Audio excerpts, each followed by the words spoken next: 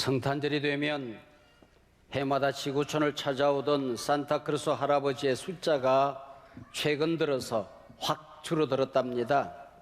이유를 알아봤더니 지구촌이 도처에 미세먼지가 매일같이 매우 나쁨으로 예고되어져서 산타들이 겁이 나서 못 온답니다. 그리고 루돌프 최저임금제로 루돌프 썰매 구하기가 여간 어렵지가 않다고 합니다. 할 수 없이 루돌프 카풀제를 예고했더니 루돌프들이 전부 다 집단 데모하느라고 더 구하기가 어려워졌답니다.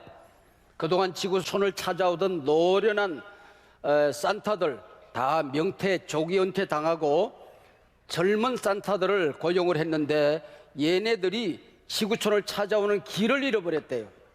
서툴러서 못 온다고 합니다. 그리고 거기다 부모들이 아이들 선물을 산타에게 요청을 해야 되는데 요즘 직구하는 바람에 산타가 가져올 선물이 없답니다. 이 성탄절이 되면은 이곳저곳에서 잔치가 가득해야 되는데 근간 오히려 잔치 소리보다는 우울한 소리들이 많이 들려옵니다. 그러나 여러분들 심령에 이 기쁜 성탄의 잔치가, 하나님의 은혜의 잔치가, 또한 이 성탄의 행복한 잔치가 가득하기를 축복합니다. 이 성탄절은 어린이든 어른이든 모든 사람들의 잔칫날입니다. 우리 기독교는 잔치의 종교이지요. 오래전에 뉴욕 이스터 할렘가에서 목회하던 레티 러셀이라고 하는 여자 목사님이 계십니다. 바로 이 이스터 할렘가에 병들어서 갈 곳 없는 사람들, 사회에서 이리저리 밀리다가 막다른 골목에서 갈 곳 없는 또 이 사람들, 한 끼 밥을 먹을 수 없는 사람들이 모여서 살던 곳입니다. 이분이 그의 책에서 목회하는 과정 속에 하나의 결론이 있었습니다. 이런 사람들에게도 기독교는 잔치의 종교이어야 한다 하는 것이지요. 구원의 잔치, 기쁨의 잔치, 은혜의 잔치, 용서의 잔치가 있는 것이 바로 교회다, 그 얘기지요. 성경에 보면 잃어버린 한 영혼이 돌아올 때에 잔치가 천국에서 벌어진다 그랬습니다. 양 한 마리를 찾았을 때에, 그리고 잃은 돈을 찾았을 때에, 집 나간 아들이 돌아왔을 때에 잔치가 벌어지는 것을 볼 수 있습니다.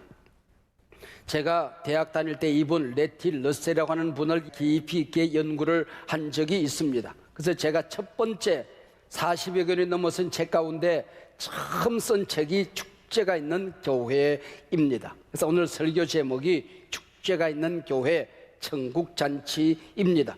기독교는 잔치의 종교다 하는 역설이죠. 우리 기독교는 올가 매는 율법의 종교가 아니라고 하는 것입니다. 우리 기독교는 죄 지은 사람들을 채찍질하는 금욕의 종교가 아니라고 하는 것이죠.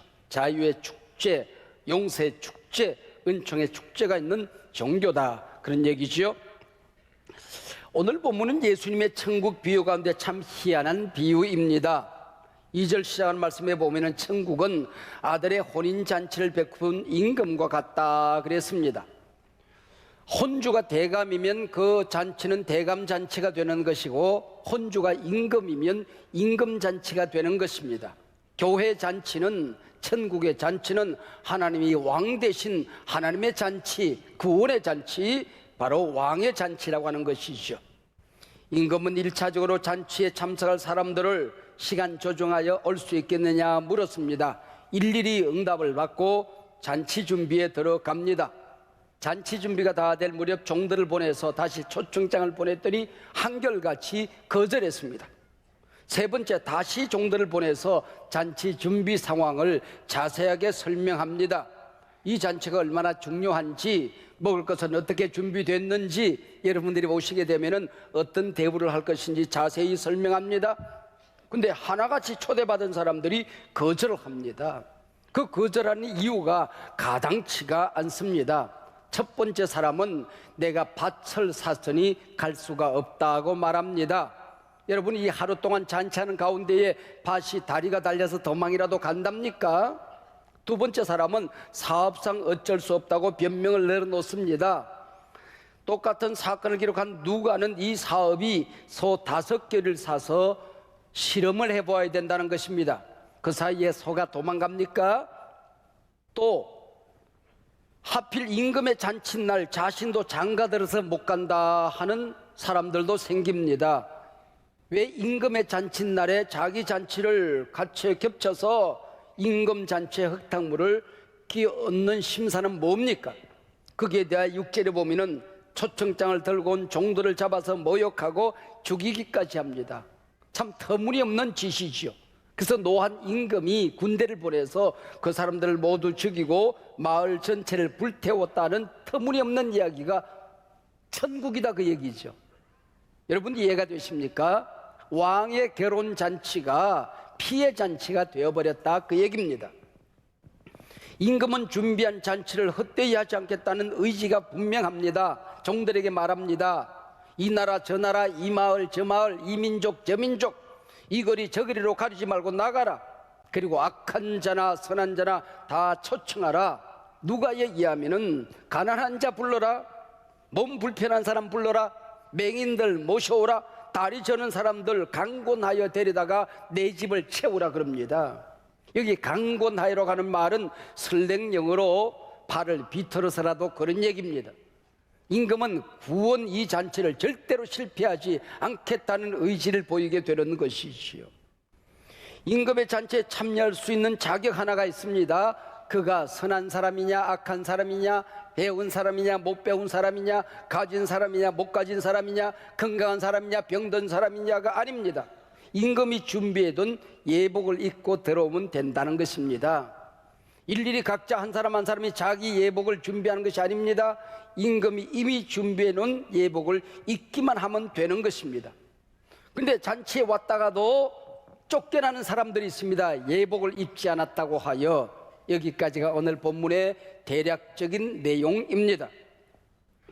오늘 본문 임금은 유대인들에게 상처받은 하나님의 모습입니다. 이 땅에 죄인된 인간, 온 세상을 만드신 분이 하나님이십니다. 모든 인간을 만들어 이 땅에 보내신 분이 하나님이십니다. 자기 백성에게 찾아왔으나 자기 백성들이 영접지 아니하며 상처받은 우리 주 예수 그리스도의 모습을 오늘 본문은 비유하고 있는 것입니다. 상처라고 하는 것은 크든 작든 우리에게 기쁨을 빼앗아 갑니다. 우리가 하는 일에 보람을 앗아 갑니다. 인간이 경험하는 상처 가운데 가장 독한 상처가 있습니다. 바로 거절감이라고 하는 상처입니다. 이게 치료되지 않으면 열등감을 가지게 됩니다. 사랑하는 사람들과의 관계가 깨져버립니다. 내가 바깥에서 일하던, 세상에서 또 일하던, 우리 교회에서 일하던 사역의 기쁨이 깨져버립니다. 내가 거절감의 상처를 이기지 못하면 나 또한 다른 사람들을 거절하게 되고 그 사람들에게 상처를 주게 되는 것입니다. 축복의 통로가 되어야 될 내가 저주의 통로로 살아가게 되는 것입니다. 내 입에 칼을 물고 사는 것처럼 내 곁에 있는 사람들에게 상처 주는 말을 하게 되더라, 그런 얘기지요. 근데 이 거절감의 상처는 대개 아랫 사람들이 윗 사람에게 받지요. 그런데 윗 사람들도 아랫 사람들에게 거절감의 상처를 겪더라는 거예요. 부모도 자식으로부터, 선생님도 학생들로부터, 사장님도 사원들로부터 거절감의 상처를 받는다는 겁니다. 근데 오늘 본문에 보면은 하나님도 인간들에게 거절감의 상처를 받고 있습니다. 예수님 말씀하셨습니다. 성경은 말씀하고 있습니다. 성령을 거역한 자는 구원을 받을 수 없다고. 우리 주 예수 그리스도를 거절하고는 구원받을 수 있는 어떤 길도 없다고 말씀하고 있습니다. 오늘 본문 임금, 왕자의 혼인잔치에 거절감을 겪게 되는 것입니다. 이게 얼마나 커다란 비극인가 하는 것이죠. 교회 잔치날이 있습니다. 오늘도 잔치날입니다. 부활절날, 감사절날, 그리고 성구 영신예배 잔치날입니다. 잔치날은 교회 가는 날입니다. 여러분 잘 오셨습니다. 신구약 성경에 예수님이 이 땅에 태어나실 것이라는 예언의 말씀, 특별히 구약에 456회나 나옵니다. 그리고 오라, 예수께로 오라, 이 잔치 자리에 오라고 하는 이 초청이 오늘 본문에만 3번, 4번 등장합니다. 신구약 성경에 오라, 오소서 하는 말이 1900번 등장합니다. 여기에 초청에 오소서 할 때에 오신 분들과 거절하는 사람들이 마지막 때 얼마나 비극적인 길을 갈 것이고 얼마나 복된 길을 갈 것인가 하는 것이 오늘 본문의 내용입니다. 오늘 본문을 잘 보세요. 왕 대신 하나님의 그 엄청난 초청을 거절하고 우리 주님께 깊은 상처를 드린 그 이유들이 무엇입니까? 말기암 환자가 되어서 수술하느라고 못 온 것이 아닙니다. 엄청난 타락으로 주색잡기에 빠져서 못 온 것이 아니라고 하는 것이지요. 엄청난 초청을 거절하는 이유는 너무나도 작고 사소한 이유들이었습니다. 세상 살다 보면 언제나 중요한 일이 있고 급한 일이 있습니다. 평생을 살아가다가 급한 일만 하다가 중요한 일을 놓치는 사람들이 허다하다는 것이지요. 일시적인 일, 현세적인 일, 이 땅의 일만 붙들고 살아가다가 영혼을 잃어버린 어리석은 사람들이 얼마나 많이 있느냐 그 얘기죠. 썩을 세상에 끈을 놓지 못해서 하나님의 손을 놓아버리고 살아가는 것, 이것이 바로 저주받은 타락한 인간의 모습이라고 하는 겁니다. 걸핏하면 일거리 핑계로 주일 예배조차 빠지는 날라리 집사가 있었어요. 그래서 목사님이 신방을 갔더래요. 이런저런 권면을 하는데 상담한답시고 질문을 합니다. 주일날 예배 시간 소가 수렁에 빠졌습니다. 그러면은 소를 건져야 할까요?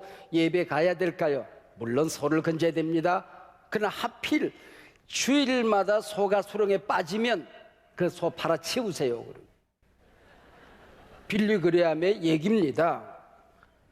한 목사님이 사학가를 만나 전도를 했습니다. 그 사학가의 말이, 저는 이 세상 일이 너무나도 복을 받아서 하루를 48시간 쪼개도 모자랄 지경입니다. 영원한 세계 운운할 시간이 없습니다. 죽고 싶어도 죽을 시간이 없습니다 라고 대답을 했습니다. 그런데 죽을 시간 없던 이분이 이틀 후에 불의의 사고로 죽었다는 스펄전 목사님의 목회 경험담을 우리에게 들려줍니다.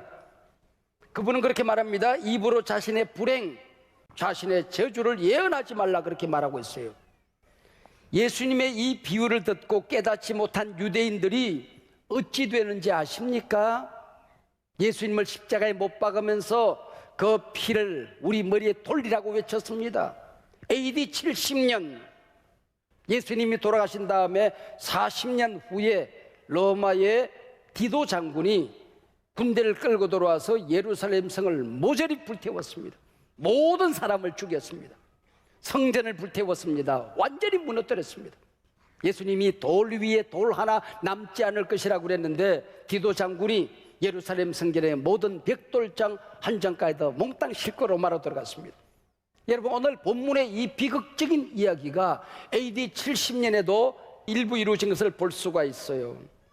오늘 아침 우리 어린들도 많이 왔는데 오늘은 산타클로스 할아버지를 만나는 날이 아니고 예수님 만나는 날입니다. 산타클로스를 기다린 날이 아니라 예수님을 기다린 날입니다. 한 어린아이가 나는 예수님이 산타보다 좋다는 글을 남겼습니다. 이런 글입니다. 산타는 썰매가 없으면 못 오지만 예수님은 언제나 날 찾아오신다. 산타는 내 이름을 몰라 안녕 꼬마야 라고 그러지만 예수님은 내 이름을 아신다. 산타는 울면 안 돼, 울면 선물 안 줘. 예수님은 울어도 내 눈물 닦아주신다. 산타는 양말 속에 선물 하나 넣고 가지만은 예수님은 구원의 선물이 되어 내 안에 찾아오셨다. 산타는 1년에 한 번 오시지만 예수님은 언제나 내게 오시고 천국까지 나와 함께 하신다. 여러분, 똑똑한 어린이였던 것 같아요. 오늘 오신 예수님은 산타와 물론 다르지요. 예수님은 유대인이 기다리던 메시아, 궁궐에 오시는 예수님이 아니었습니다. 백마 타고 정복자로 오시는 분이 아니었습니다. 그래서 유대인들은 말구에 오신 예수님을 거절한 것입니다. 메시아를 거절했습니다. 성령을 거절했습니다. 먼저 초청받은 유대인들이 천국 잔치를 거절했다고 구원 잔치가 취소되는 것 아닙니다. 중단되는 게 아니라고 하는 거죠. 택한 백성 마지막 한 명까지 구원하고 말겠다는 임금 되신 하나님의 마음을 보십시오. 나라마다 가라, 모든 족속을 찾아가라, 마을마다 찾아가라, 이거리 저거리 찾아가라. 악한 자나 선한 자나 가리지 말고 모셔오라. 누구라도 초청해라.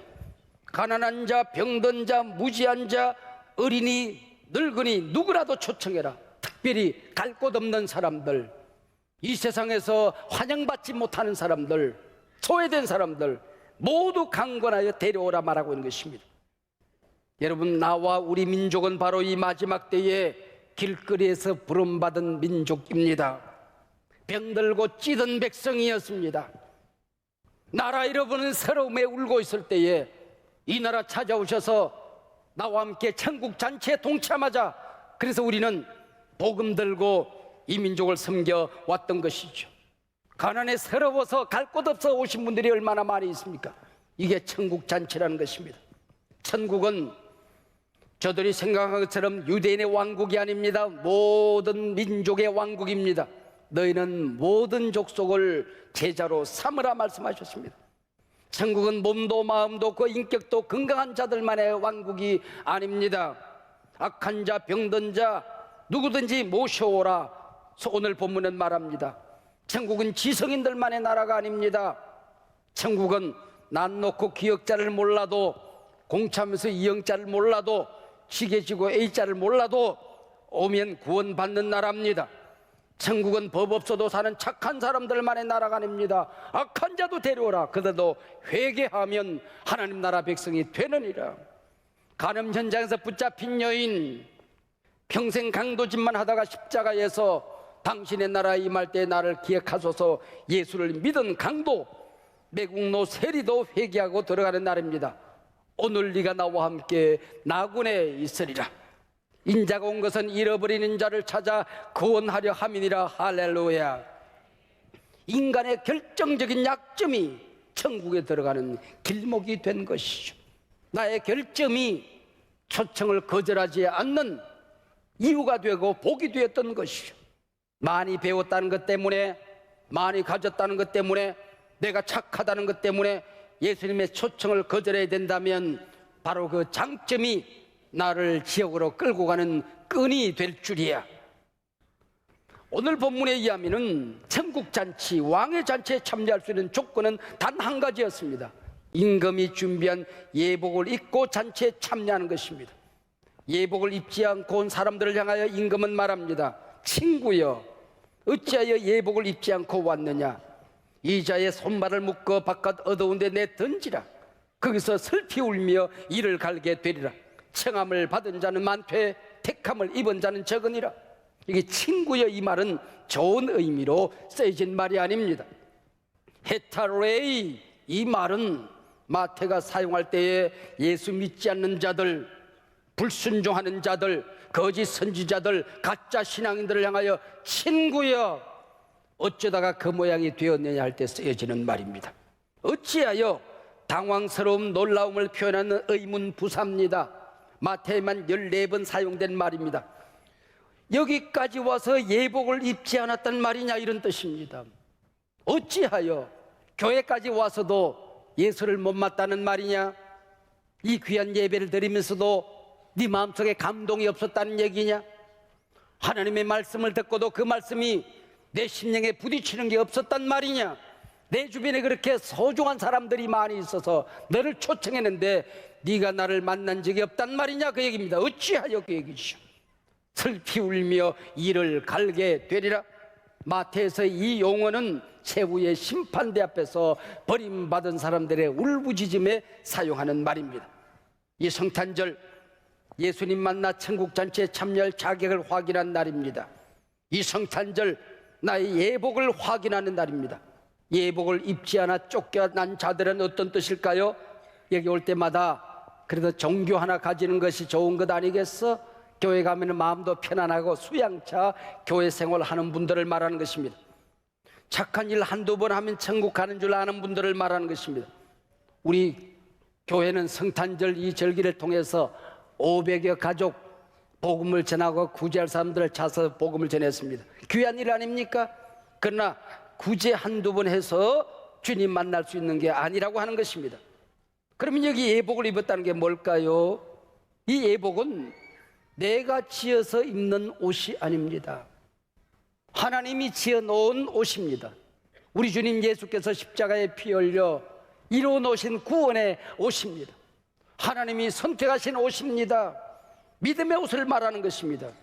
예수를 구세주로 믿는 믿음을 말하는 것이, 사도 바울의 신학에 의하면 믿음으로 구원함을 얻는, 의롭다함을 얻는 justification, 칭의를 말하는 것입니다.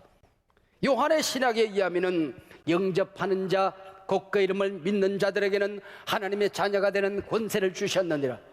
오늘 처음 교회 오신 분이라고 할지라도 마음의 문을 열고 예수님, 여기에 예수님을 모십니다. 내 삶 속에 예수님 찾아오시옵소서. 나의 왕이 되어 주시옵소서. 하나님, 내 아버지가 되어 주십시오. 초청하면 바로 그것이 예복을 입는 것이다, 그런 뜻이죠. 신구약 성경에 구원으로 옷 입는 얘기가 참 많이 나옵니다. 시편에 의의 옷이 나옵니다. 로마서 13장에 구원의 옷이 나옵니다. 에베소서 6장에 전신갑주 옷이 나옵니다. 갈라디아서에 그리스도로 옷 입는 얘기가 나옵니다. 요한계시록에 주의 보혈의 피로 정결케 된 천국에 들어갈 때 입는 신부의 세마포 옷이 나옵니다. 여러분 생각해 보세요. 예복을 입었다고 여러분 병든 사람이 갑자기 그 옷 하나 입었다고 병이 낫겠습니까? 세상에서 죄 짓고 살던 사람이 옷 하나 입었다고 갑자기 의인이 되겠습니까? 죄가 사라지겠습니까? 옷 입는다는 게 뭘까요? 신분의 변화가 일어난 것입니다. 신분이 달라졌다, 그 얘기예요. 제가 공군장교 훈련을 오랫동안 받았습니다. 후보생으로 공군장교 훈련을 받을 때는 사병들이나 장교 후보생들과 똑같이 뒹굽니다. 똑같이 짬밥 먹고 살아요. 근데 9월달 이제는 훈련을 마치고 인관식을 합니다. 인관식을 하면은 이게 그 앞에 사령관이 지나가면은 필승 인사하면은 점심시간에 먹던 밥풀떼기 하나 여기 딱 갖다 붙여줍니다. 소위가 되는 겁니다. 그리고 복장을 딱 갖추고 이제는 공군교육사령부 연병장을 지나서 휴가를 갑니다. 그러면은 그동안 지나가는가 마는가 쳐다만 보고 있던 연병장에 있는 모든 우리 사병들이 긴장을 합니다. 왜? 이 장교가 지나가니까 이제 그냥 가만히 있으면 큰일 나잖아요. 펠쐐 소리가, 소리 작으면 가서 또 꾸중 들으니까. 그리고 대전역 모든 군인들이 다 숨습니다. 왜? 그 600~700명 장교들이 쫙 지나가면은 그때부터 모든 게 달라져요. 여러분, 옷을 입고 나면은 신분이 달라진 거죠. 후보생의 옷을 입던 것과 밥풀떼기 하나던 장교 옷을 입은 거하고 그렇게 차이가 나더라니까.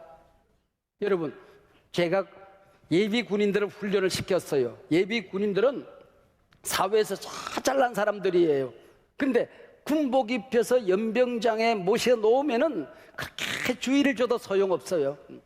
밖에서 사장님 옷을 입고 다닐 때는 근사한데 아무데 나가서 오줌 쌉니다. 요즘은 그런 게 없을지 모르겠는데 그 당시는 군복이라는 게 그런 거더라니까. 그래서 옛날에 훈련받던 생각이 나는지 그렇게 주의를 줘도 안 돼요. 아무데나 가서 볼일 보시더라고요. 신분의 변화를 얘기하는 것입니다. 예수로 옷 입으면 하나님의 자녀가 되는 것입니다. 할렐루야. 예수로 옷 입으면 사탄이 여러분을 공격할 수가 없는 것입니다. 할렐루야. 예수로 옷 입으면 여러분이 기도하는 모든 기도가 하나님 앞에 연락되어지는 것입니다. 할렐루야. 예수로 옷 입으면 여러분의 모든 죄가 덮여지는 것입니다. 동이 서에서 먼 것처럼 옮겨지는 것입니다. 하나님의 눈에도 보이지 않습니다. 사탄의 눈에도 보이지 않습니다. 소중한 내 자녀다, 천국의 자녀다, 왕자다, 공주다, 영원한 내 신부다. 할렐루야. 옷이라는 게 바로 그런 거다, 그런 얘기죠. 이 성탄절 잔치 예배, 이 땅에 오신 하나님의 아들 아기 예수로 옷 입는 날입니다.